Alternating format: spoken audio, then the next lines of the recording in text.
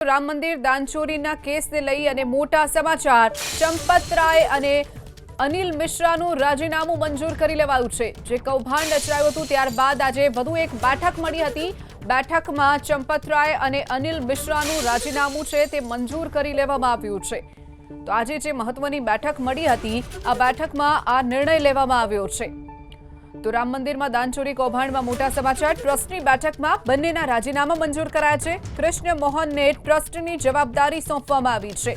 તો આગળની ટ્રસ્ટની જવાબદારી હવે કૃષ્ણ મોહનને સોંપવામાં આવી છે। અત્યાર સુધી ચંપતરાયના હાથમાં જે ટ્રસ્ટની જવાબદારી હતી હવે તેમણે રાજીનામું આપી દીધું છે અને જે ટ્રસ્ટની બેઠક મળી હતી તેમાં તેમનું રાજીનામું મંજૂર કરી લેવાયું છે।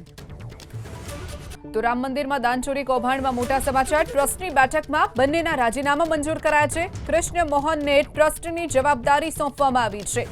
તો આગળની ટ્રસ્ટની જવાબદારી હવે કૃષ્ણ મોહનને સોંપવામાં આવી છે। અત્યાર સુધી ચંપતરાયના હાથમાં જે ટ્રસ્ટની જવાબદારી હતી હવે તેમણે રાજીનામું આપી દીધું છે અને